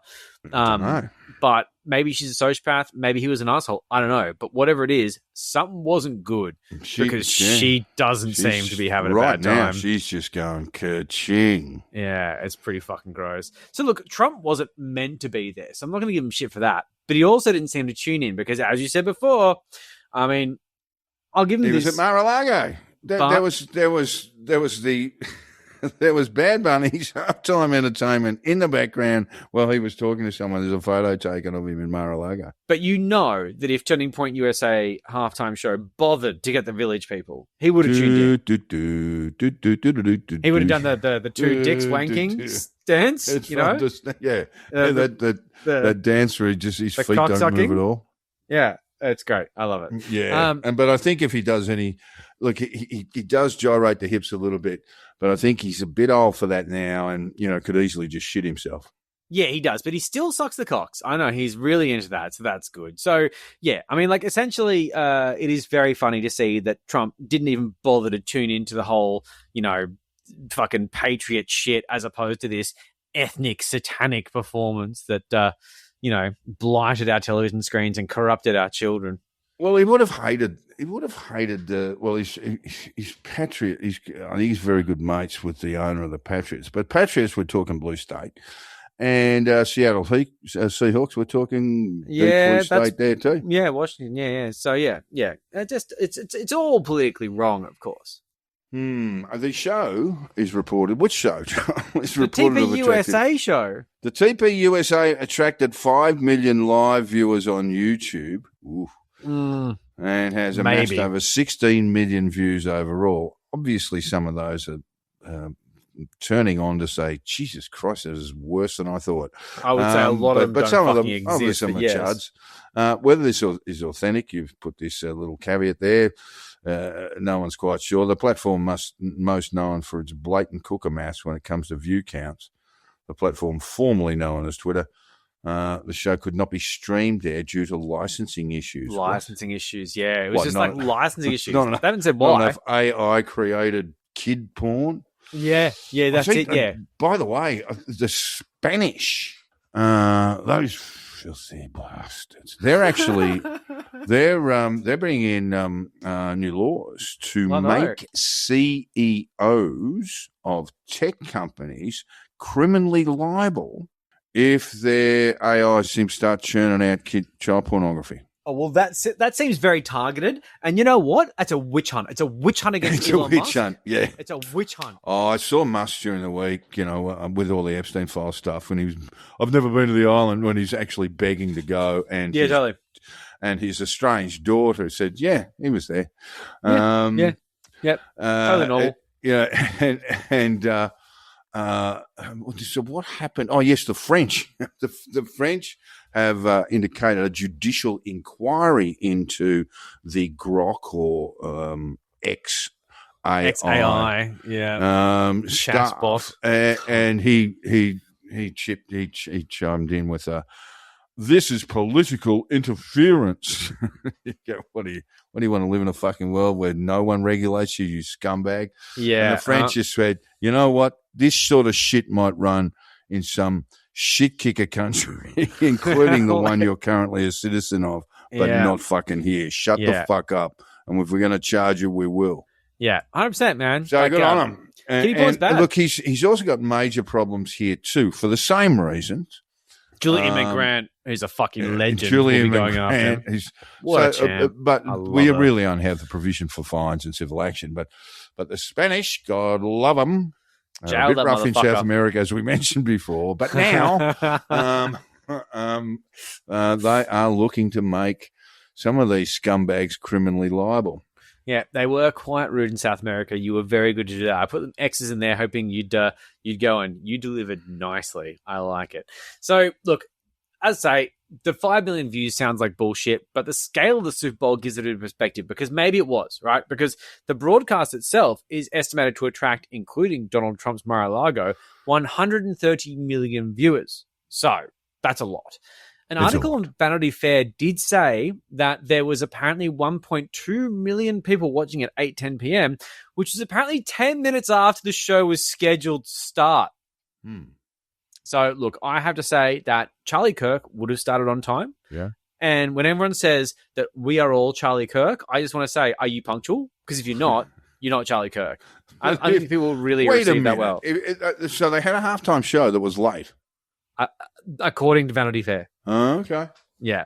You can't be late on these things. It's like, it's on the if you dot. want to have a dawn service, as we do for Anzac Day and stuff, if you've got a running sheet for that, you can't fuck around with it, because, Dawn's not going to, we can't push Dawn back for 10 minutes. Well, you say that, but geoengineering is apparently a thing. I've seen a lot of Facebook posts. Not yet. Yeah. Oh well. So look, or we could just make it daylight savings. Couple of hours. Add a couple of hours on. That's what Bob Catter wants, mate. Just give him what he wants. Let 1,000 blossoms bloom. Oh, man. Anyway, so the discourse around the plot. the thing where he was going on about how he's a black fella in Parliament recently was quite special. The only thing that made it more special was when I Googled it and realised it wasn't the first time he's done it. Don't call him Lebanese, which his grandfather was. Yes, no, he's a black fella though. Because I punch people in the mouth for that. If I was a journo there, I said, well, come and have a go. Yeah. I'll let you have two, and then I'm going to hit you about 3 or 4 times. That's fucking hard.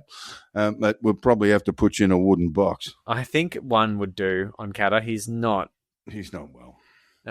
Bless his heart. Anyway, he's very funny. Features to a point, certainly his son does, with some of the problems with our gun laws, Charles. Yeah. Anyway, yeah. That's just a teaser for next time. Yes, and also I need to update the laws because apparently Queensland has followed suit and changed their gun laws as well. Oh, straight shooting shotguns. Anyway, what, the slugs? moving on. Oh, that's so upsetting. Anyway, we'll get into that later. So the discourse around the halftime show culture war bullshit has been incredibly dumb as Really expected. stupid. So one commenter on the conservative subreddit said this. My family turned that shit off immediately like it was a collective decision. They'd taken a vote and stuff. Joined the other 5.6 plus million viewers of TP USA's show. I'm not watching a divisive political stunt. You're watching Kid Rock, mate. That's all he does. That's his thing. But like this guy's a legitimate like Reddit poster guy. He posts a lot. His post history, like he's not like a bot. And he literally said to the official Super Bowl halftime show, the Spanish speaking like the Latin American sort of like sector of the US is not big into NFL. They're trying to reach out to this demographic. Everything about this makes commercial sense. And yet this cunt who's gone and seen a tantrum from MAGA and gone, I'll tune into that, but I won't tune into a divisive political stunt like they're doing on mainstream television. You embarrass everyone around you and your family hates you. Anyway. That's right. When we said, my family turned up, No, he's grabbed the you remote did. and his family has said, that's it. We're leaving. Yeah, we're going to go and watch this in the basement because you're a fucking psycho. We're leaving. Yeah, I mean. And you'll never see us again. Yeah, and Anyway. he's just turned off the kill switch on the cars. You going, where are you? So there were more responses? There was. So, look, I opened up Twitter, and I didn't even need to search for bullshit cultural nonsense to get a whole bunch of tweets about the halftime show because it was at the top of my feed. It was just there. Like, just Elon just read my mind and just knew that I cared most about the halftime show more than anything in the fucking world, which shows that cesspool that Twitter is. A Twitter user with a blue check and 2580 followers said this. Kid Rock acknowledges everyone to open their hearts to Jesus during his set during the Super Bowl halftime show, while Bad Bunny embraced Satan. Diablo. Yeah. So someone replied with this. Kid Rock literally has an album called Devil with a Cause. Yeah, it wasn't well received. So This is the great line of the get of the fucked. week. And yeah, this is a very good line. Just say it. Kid Rock was the alternate name for Epstein Island. Boom. Chris, what Very was it good. called? Little St. John. Little St. John or Little St. James, according to so Little St. James, or Little St. Jeff, Little St. John, I think. which was like a so like when I was recording the Epstein episode with Some Dare Call It Conspiracy, I pulled them up. It was like, oh no, it's not Little St. Jeff, it's Little St. James. But apparently, he called it Little St. Jeff as a colloquial term. Oh, it is Little St. James. I heard for some reason Little St. John, but yes, it is Little St. James. Yeah, and he called Little St. Jeff as a bit in of a the joke. USVI. So when I pulled him up on that little fact check, I looked like a right cunt. Anyway. And if you want a little bit of a Spanish connection there, Joel. Oh, yeah. The US Virgin Islands were ceded to the United States after the Spanish-American War at the turn of the 20th century. Oh, there you go. So Not they're virgin all anymore. Spanish. In fact, the Spanish-American War essentially evicted Spain from all of South America, all of Central America, in terms of Spanish government and Spanish control. After they killed anyone who didn't put their hand on a was Bible and swear finally to it. left. And look, I guess there was a great sigh of relief. I mean, Yeah. the Brits and others bought slavery for the French, the Dutch, the Germans. The Dutch aren't very nice. But no one was quite as bad as the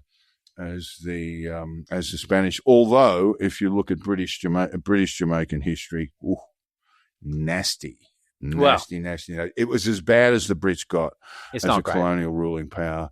When slavery was finally abolished in the UK, they just swamped Jamaica and other Caribbean islands under their control with Chinese and Indian labour. So it just kept, it was almost like slavery anyway. You were paying nothing for labour. Amazing. And the brutality that was handed out for slave workers, former slave workers as well, just unbelievably bad. I've heard some stories and they're so fucking grim. Not quite the Belgians in the Congo bad, but Oof. getting in Yeah. there, getting there. Oh, yeah, that hurts. Alrighty. Just thinking of those things. Anyway, yes.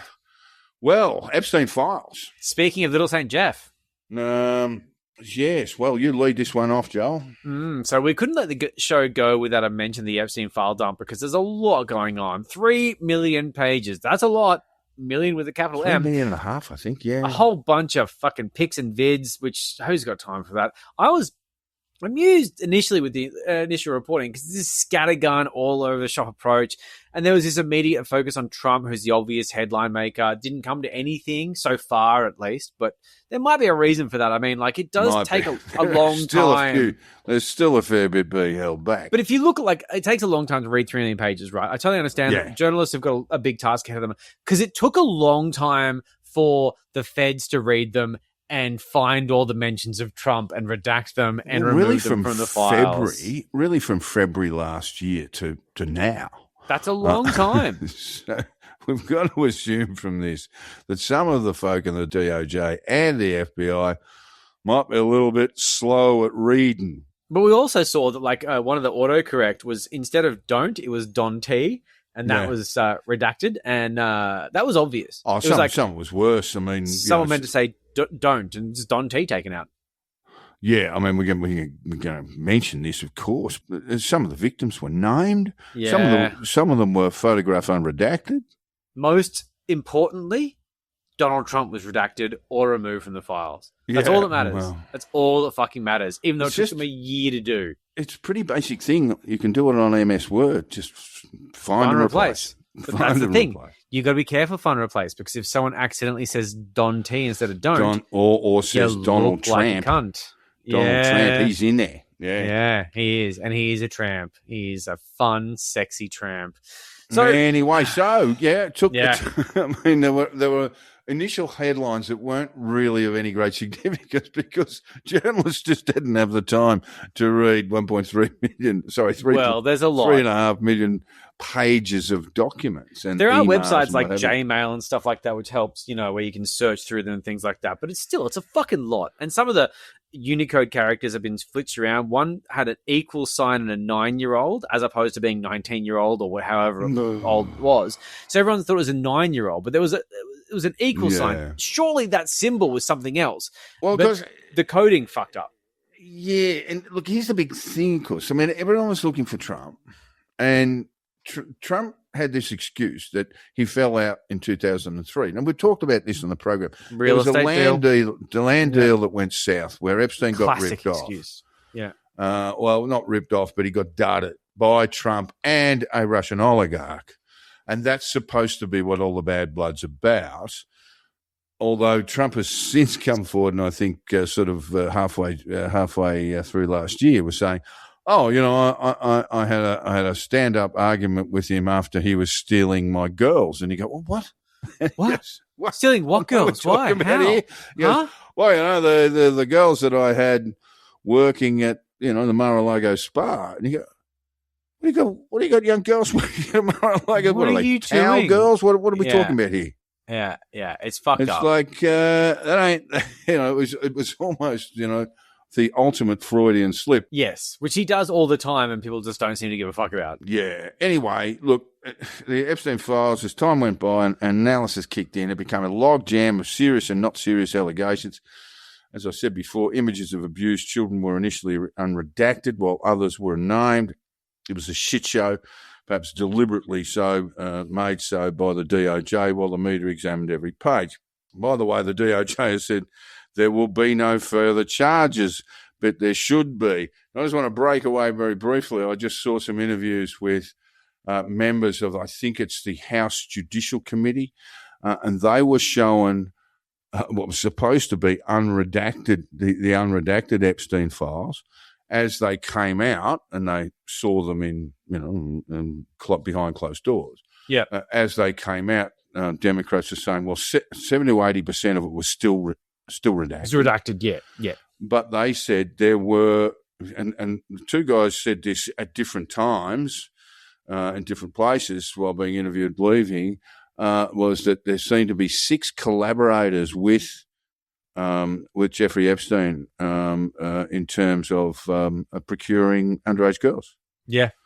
And so the DOJ says, don't worry about it. Look, don't worry about it. Ghislaine's in trouble at the moment. Ghislaine made a deposition. So she's made a deposition to the Judicial Committee. There was a Republican who came out from that saying, I don't want to, we're not even going to consider any sort of pardon. She is a monster. Yeah. And she is. She's a real piece of shit. And so she's looking to get her way out of jail, but I really cannot see that happening. Anyway, here's the thing to remember about the Epstein files, Joel. Yeah, so there's a crucial date. It's June 2008. This is when Epstein pleaded guilty to soliciting prostitution from someone under 18. That last part might ring a nice bell with this whole thing. It was a sweetheart plea deal, so there was a lot more to it. And we know he did the softest possible time for his crimes. Maybe he'd been listening to a little bit of Kid Rock. Maybe at the time. It was mandatory, not statutory. Therefore, that wasn't actually illegal. Shouldn't laugh about these things. But that June 2008 is a crucial date because here's the thing. Epstein emerged in 2009 after his very soft prison sentence where he was allowed weekend release and he was just in the sheriff's office in the cell there, watching telly. It wasn't a hard time. Yeah. Anyway, he emerged in 2009 back into polite society. And there's a long list of prominent people who did not give a fuck that Epstein was essentially a convicted pedophile. I'll go through some of the names. There's so many. Mm-hmm. Woody Allen. Yep. Unsurprising. Fuck, you're a pervert. I don't even know what to make about Annie Hall anymore. Yeah, Woody Allen, right? Steve Bannon, former Israeli PM Ehud Barak, real estate mogul and Trump fundraiser Tom Barrack, Richard Branson, Noam Chomsky. Mm-hmm. Jesus Christ, man. Alternative medicine guru, Deepak Chopra, Bill Gates, artist Jeff Koons, U.S. Secretary of Commerce Howard Lutnick, Peter Mandelson, who is an outed gay man at the turn of the century. Put some fucking pants on when you're in the company of children, buddy. Yeah, it's fucking weird. Sicko. Real Prince weird. Andrew, Elon fucking Musk. Yep. And the only man on the planet worse than Elon Musk, Peter Thiel. Yeah, he's a real piece of shit. And, Peter Thiel also being openly gay too. Bizarre. Anyway, look, these are all prominent people, wealthy people, influential people. They're all men, mind you. And for fuck's sake, the Dalai Lama met with Epstein in some undisclosed island shit, according to fucking an email in the Epstein files. The Dalai fucking Lama is nothing sacred. Every single one of these men, and we've not mentioned them all, should get in the fucking bin. Every single one of them knew or should have known that Epstein was a convicted pedophile. And instead of shunning the guy for his crimes, they all waved that away to either join Epstein in his further crimes against children or simply remain in his orbit for the influence and cash he could bring. I mean, what does it say about these men and how they view women, especially young women? It's a fucking disgrace. And if I had my way, seriously, if I had my way, every single one of these pricks would be hanging from lampposts. Upside down. I'd be hanging on their fucking feet. Fuck Epstein and fuck these pedophile apologists. We fired you, we sacked you, we dismissed you as what? As garbage, because that's all you are. You're a criminal, you're a traitor, and you're going to the biggest barbecue in history. So from Christmas dinner to you are the dinner. Thank you. That's what I'll go with. Joel, you and I have been looking at SovCits for a long time, and we know that whenever they are before the illegal courts, the first thing they pipe up with, besides the early kerfuffle over their straw man names, is, where's your jurisdiction? Have you seen the jurisdiction? Where is the jurisdiction? Where is it? Was the jurisdiction here? Show and left, us not it. wanting to make a fuss? Did do the old drunken Irish goodbye? Yeah. So, You know what a drunken Irish goodbye is? I did not know what it was, but I Googled it as a result of this. And my friend Simon does that a lot. We call it smoke bombing. But he just fucking vanishes. He's just like, it's 9 p.m. I'm out. Very good mate who's a KC in London. And, lovely man, Tim Clark. He's more often than not a defence counsel barrister, but he prosecuted a big case on the last week a disgusting restaurateur who was drugging and raping girls. And he's just been found guilty. So well done, Tim. How topical. And I know he got extremely drunk afterwards. Yes. And then he would have done the old Irish goodbye. Yeah. Done the old thing. You look around, he's just gone. It's very strange. We have something in common. I also know a London QC or KC, who's a defense lawyer, criminal. His name is Lovely David, and he's quite something. Apparently, he defended a cannibal from a charge, which ended in a way that I won't divulge, even though it's all public information. Lovely David. So many stories. But on to SovCits, Joel. Yes, on to SovCits. He's asked, have you seen the jurisdiction? Where is it? Where is that jurisdiction? Where is it? Was the jurisdiction here?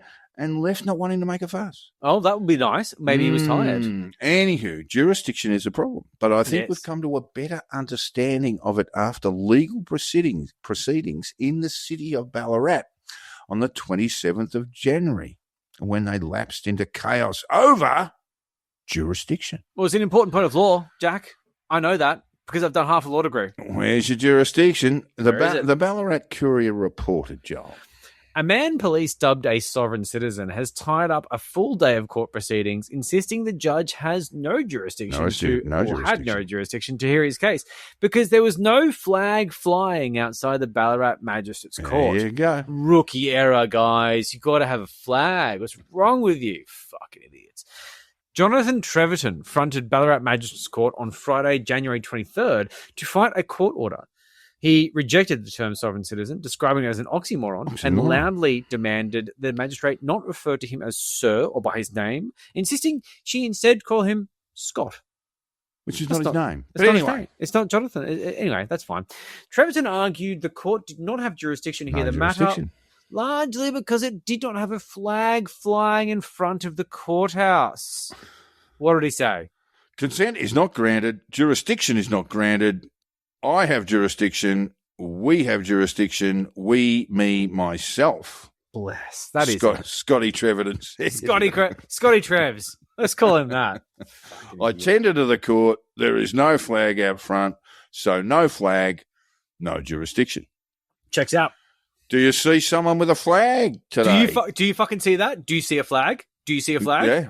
Is there a flag? Where is it? Do you see someone with a flag? Scotty asked. Wow. Before standing up to reveal his shirt, which bore the City of London flag and the words plenipotentiary judge. So I have an answer for that. I do see a flag. So we did put a photo up of this in anticipation of recording this episode, and we will do so again repeatedly. It looks to be an A4 piece of paper just sort of somehow attached to his shirt. And separately, there is the plenipotentiary badge that he's got, which I gather is some sort of embroidered deal. And he's got that safety pin to his grey T-shirt. So that's your answer. Pin a flag on your T-shirt, make yourself a plenipotentiary judge, and there's your jurisdiction. Just call it a day, mate. The Ballarat Courier, there's much more to this photo. It really is quite, it says a million words, really. The Ballarat Courier, possibly acting out of discretion, did not provide a physical description of Mr. Treverton, Scotty, to his mates. The first thing I would note about him is that he appeared to have attended court in his footy shorts. Yes. A look at his face puts his age somewhere between the late 50s and the late 70s. Jeez, it is hard to say. Life's been hard on Johnny. I mean, Scotty, sorry. He does have the look of a man to whom life has not been kind. And he's in desperate need of some emergency dental work, particularly on the top choppers. Yeah. Don't seem to have too many of them. He's got a real vacant The other jaw. notable item on top of the grey T-shirt with the footy shorts, were a piece of paper with the words plenipotentiary judge. Well, I think it's actually had that embroidered because he turned up in separate court proceedings for the same thing. It's pinned to his right breast. Oh. And then he's got the representation of the London flag. Most of our listeners will know this as the St. George's Cross, the big red cross on the white background. Football games and things like that. Of the like, the British are a very confusing flag culture. You've really got to keep up with them. It's not just a Union Jack. It's known as the Christmas. London flag. I'll go on with the Courier. Oh, sorry, not the Courier Mail. The Ballarat Courier's report.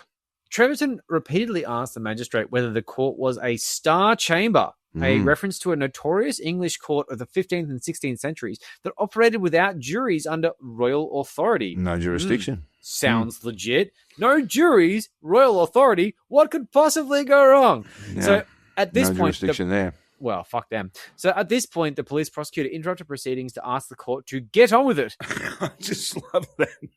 Prosecutor, can we? Is that not like exactly For the love of God. Can we just go home? Fuck me. I'm getting tired, and my tiredness is not relevant. His is. So the prosecutor suggested that, quote, much of what has been put forward by Treverton is gobbledygook. Yeah. Fair enough. So the court heard Treverton and his family had become known to police in recent years as sovereign citizens, with officers describing a deep hatred of police. At a previous hearing, Treverton told the court his children were not children, but his property, describing himself as one half of the co-creator, very godlike, and asserting the court had no authority over him. I'm sure not for the first time that today. This is one of the benefits of parenting when you're a SovCit. You know, you get to own your children. Well, before you could only own your wife, but now you can own the whole lot. And as many as you create your own army. Isn't that fantastic? You know what? Go on. This is a way to print money. So police told the court Treverton kept golf clubs wrapped in barbed wire on his property, totally normal, good for your golf swing, which they alleged were intended for use against police. During cross-examination, Treverton asked a police witness to define the term sovereign citizen and called the officer belligerent when he declined to answer. Yeah. Weird. That was rude. But, like, of course, this is the thing. You know, we've seen this before. Sovereign citizen's a bit of a bugbear because it's oxymoron. But at the same time, man, you're just a SovCit. Like, do you want me to say pseudo-law? That'll piss you off too. So he also asked the officer whether he was a nice guy, prompting an objection from the magistrate. Usually the magistrate doesn't object, but when you're a fucking idiot, that's what happens. And when the matter finally concluded at the end of the day, the judge ruled largely in favour of the police application, unsurprisingly, and Treverton said he was tired and wanted to go home to sleep.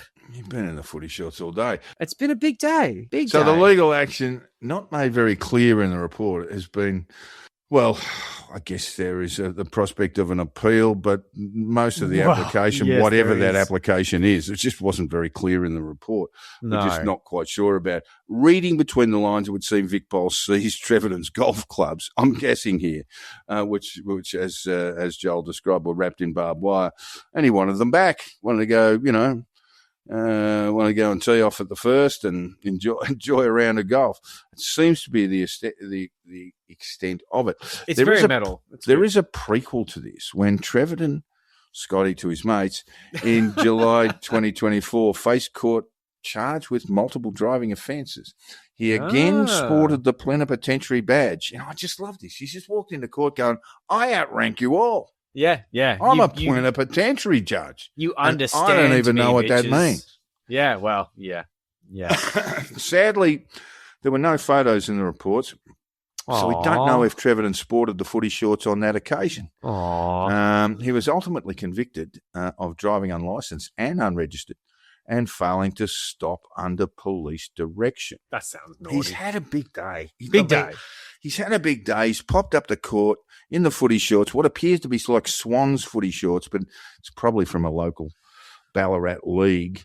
You think so? Yeah. He's not going to be a fucking Swan supporter. Come on. Red and white piping, but yeah, it could be a Swans man. I wouldn't put it past him. It won't be rugby league, that's for sure. I mean, Jesus. And I just think when you've got that casual air about you, you're not concerned about what's going to happen.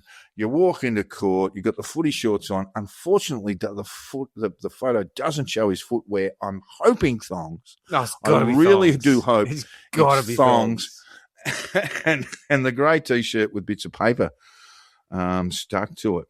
is quite delightfully pathetic. At least we have peered into the mire of sovereign citizenry. We have. And look, we always thought it was the Portuguese maritime law that was going to float these SovCit boats. But it seems the City of London is actually the jurisdiction we've all been looking for in Ballarat. It's City of London has the jurisdiction in Ballarat. Want to thank one of our... It's sister cities, right? One of our members on the shitposting group for posting a book cover that was Liechtenstein maritime law. Liechtenstein maritime law. And I said, wait a minute, Liechtenstein's a landlocked country. So you got the joke. Yes, I got the joke. But he came back to me and says, it's not only landlocked, it's locked by 3 other landlocked countries. Yeah. There's not a lot of prospect of having a strong naval fleet when you live in a landlocked country. But anyway, the maritime law manual is 1 page explaining that the rest of the pages are blank and should be used as a notebook. Portuguese maritime law out the window. City of London. That's how we get things done in Ballarat. But in Ballarat, because Ballarat and London are sister cities. This makes sense. You know, they do this all around the world. It's totally normal. Don't worry about it. It's a legal thing. You understand? And so when we look at the scoreboard, as we always do, the scoreboard reads 0-all at the moment. I think it does. And I'm going to go out on a limb and say that $1,000 fine he copped from 2 years ago probably hasn't been paid. Allegedly. Yeah, that's a good guess. That's a good guess.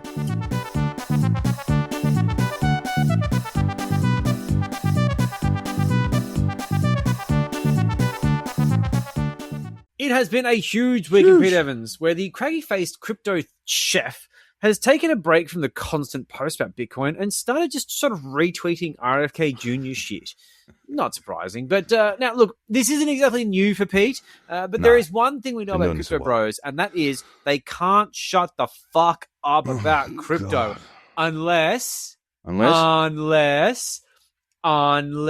market shits itself. And it has indeed shit itself.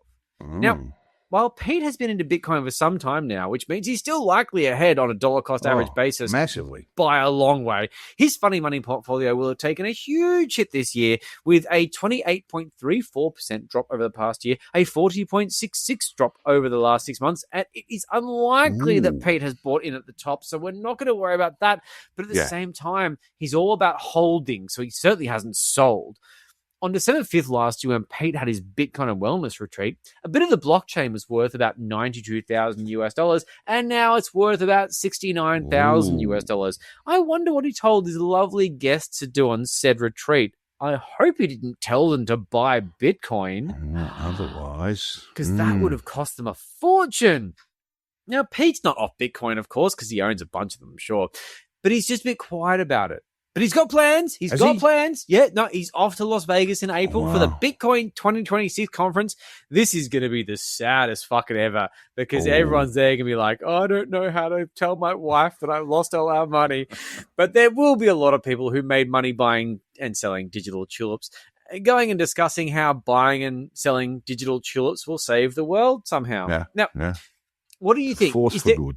Is there a chance they're going to discuss the use of cryptocurrency in crime and corruption, child pornography, pedophilia, drug dealing, murder, arms dealing? Organised crime. Just any of that? We're not going to touch on that? No? Okay, well, never mind. That's fine. Hey, harshing their buzz there, Joel. It is kind of ruining it. But the elephant in the room will be, realistically, not all the kids who are trafficked using Bitcoin, but where did my real money go when the funny money went poo-poo, but I put my real money in the funny money and now the graph went down? Fiat currency. Yeah. Damn it. Yeah, you feel it, don't you? Fiat, right? It's all in symbolism. So Pete likes to retweet content from Michael Saylor. You might not know this person. He is a bloke who has a company that used to actually do productive things with technology. They did stuff, and they still kind of do, according to their website. They pitch an AI-driven data management platform, which I'm sure exists. But what they really do is they buy Bitcoins. That's the thing. It's a company. It's a massive company. It's like a publicly owned company. It's fucking insane. You buy Bitcoins. You sell stock. That's a business. Now, this is fine, I guess. I mean, investment firms have lasted forever, unless the price of tulips drop. Yes. That's a bit of a shame. And it gets a bit messy. It does get a bit messy. Now, of course, this Saylor dickhead's out there pumping Bitcoin. despite the massive drops, just complete fingers in ears, including some great financial advice from the dickhead from KISS, Gene Simmons, who said this. My personal philosophy re Bitcoin is to hold, HODL. Yeah, hodl. It's a Hodl. Bitcoin thing. I firmly believe in the future. You need to do you need to do your own research and make your own decisions. Oh, Thanks, Gene. There's a man who sounds like he's on a bit of coin himself from the company. Kind of hoping things bounce back. Look, I know that most of our listeners are hanging out for financial advice from Gene Simmons, and now you got it. I'm glad we could deliver it for you. Ever since Peter Chris died, I just looked to Gene Simmons. It's the only place to go. Just put the makeup on and invest in Bitcoin. Problem Peter solved. Chris is dead, isn't he? I don't know. I shouldn't have said that. No, he's still alive. Oh my God! Defamation But he procedure is coming. 80, and God, he's still got black hair, mate. Come on. It's died. Everyone knows that. Yeah, it is. Yes. So look, for all the hope and prayers about hodling Bitcoins from fucking the KISS guy, Ace Frehley, actually, he's dead. He's yeah, definitely dead. Yeah, he is dead, yeah.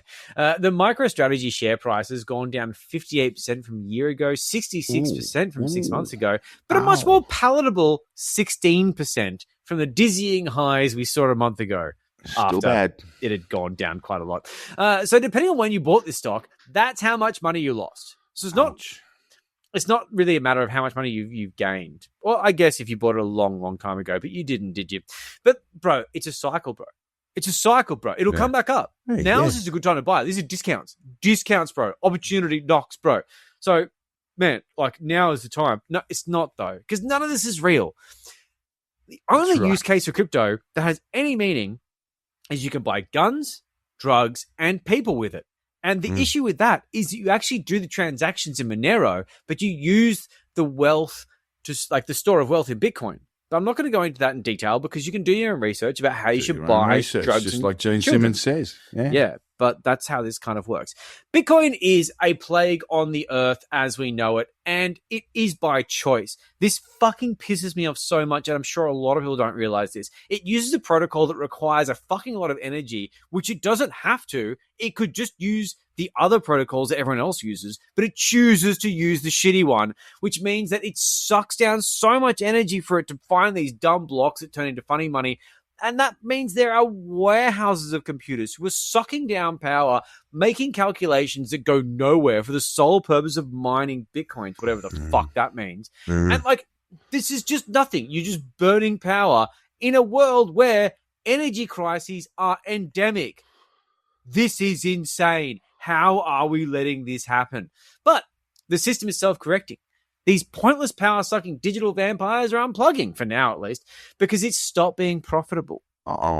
The cost to mine a Bitcoin, according to CoinDesk, which I guess is a desk with coins on it, is a whopping $87,000, which leaves a pretty thin margin at the best of times because most of the time it's not actually above that. But of course, look, the graph only goes up, right? Get a Bitcoin and just like, it'll be like $1 million bucks. It'll be all right. It'll be all right. Don't worry about it, bro. It rebounded at the time of writing to 69,000. I think it's at 70 now. Miners apparently started pulling the plug when it was at 63, but it will take a lot of upswing to get it back to a place where it's actually profitable. Now, while many Bitcoin mining companies are pivoting to something arguably as useful as crypto, AI data centers. Yeah. I have oregano and mints in my cupboard, but no tomatoes. How can I make bolognese? Great idea, bro. Just mix the two and apply heat. You'll be fine. Shut the fuck up. They have to bin the computers. The actual computers themselves they have to bin because the ASIC architecture isn't good at fucking anything else than Bitcoin. It's not good at making recipes from nonsense. Not good for anything. It's not even, just Bitcoin. It doesn't even make naked images of underage women. It's completely useless. So in the bin, straight in the bin. Yeah. So for good reason, it's been several months since Peter's posted about how fucking great Bitcoin is. And we know why. But we can also wonder what his balance sheet looks like. Up, down, just like his shitty drug-affected heartbeat. But don't shed a tear for Pete. He's fine. He started crapping on about crypto when Bitcoins were going for about $20,000 each. And I'd say he's doing all right. Oh, and also he sold up his Evolve Sanctuary for what would be a fucking lot of money. Cashed up, Pete. He's cashed. This man has more digits than I have hairs. So I'm not worried about it. Get on up to, where is it? What It's not Byron. Where is it? Yukai. Yukai. Get up there, listeners. Get up there, knock on his door, and just demand money from him. Just ask money. And if not, hey, you'll pay it back. Ask for crypto. It'll be fine. So as usual, Pete will be fine because the bad guys always win. But as usual, anyone who listens to his advice, whether it be on the internet or at a retreat, will suffer terribly and should definitely cut him out of their lives. Yes. Now might be a good time to say that Pete Evans is not a licensed financial planner. No. I'm sure he made that stipulation several times over the campfire when they're all smoking DMT and talking about Bitcoin. But the rule of caveat emptor applies. Yes. The caveat being, don't listen to him. All right, you have been listening to the Conditional Release Program with your host, Jack the Insider, and Joel Hill. And we know you've turned off, so we'll just get through this really quickly. Yeah, look, we're on Twitter, kind of, not really, whatever. Yeah, we sort of are. We have a Patreon, as we said at the start of the show, and just hit us up there if you want to support the program. You can get access to our Black Label editions, where we go a little bit harder than we might otherwise with our ridiculous defamation laws. Yeah, and we'll do it. I guess we've got to do a Zoom meet fairly soon too. We are due for a Zoom meet. We are definitely due for a Black Label. Thank you, patrons, for sticking with us. We love you. The new ones, shit value for money, but still join. Thank you very, very much. Look, we're doing our best. The other thing to say about all that is that, for as little as $5 a month, you'll have access to all sorts of bonus content, as we discussed there. I was going to say, the Zoom calls. If we were in France, we wouldn't be having Zoom calls. Have you seen this, Joel? The French have said, stick your fucking tech up your jumper, United States. Really? And so they're moving all onto French platforms, not Zoom, not Microsoft Teams, all that sort of stuff. That is actually quite a big deal. I need to look into that. Can't have a look at that. But the French have said, no. Yeah. And they speak gibberish, so they can kind of do that. But wow. Okay. And finally, all feedback, tips, and death threats should be sent to the Conditional Release Program at gmail.com. We would like to hear from you, even if it's to tell us you found us in the Epstein files. It's not looking good. Damn you, Lolita Express. I knew I should have flown commercial. A free ticket is never a free ticket. You are the product, Jack. You should know that. That's a big tech thing. As Danny DeVito said he only went there for the snorkeling. Fucking love that guy. It's one of the latest episodes of it. It's just gone blank, but It's Always Sunny in Philadelphia? Yeah. It's Always Sunny in Philadelphia. I was only there for the snorkeling. It is the best show that's ever. Very, very funny. All right, thanks, listeners, and we'll see you next time. Thanks, guys. See ya. I don't think I ever want to talk to any of those people. Fuck me!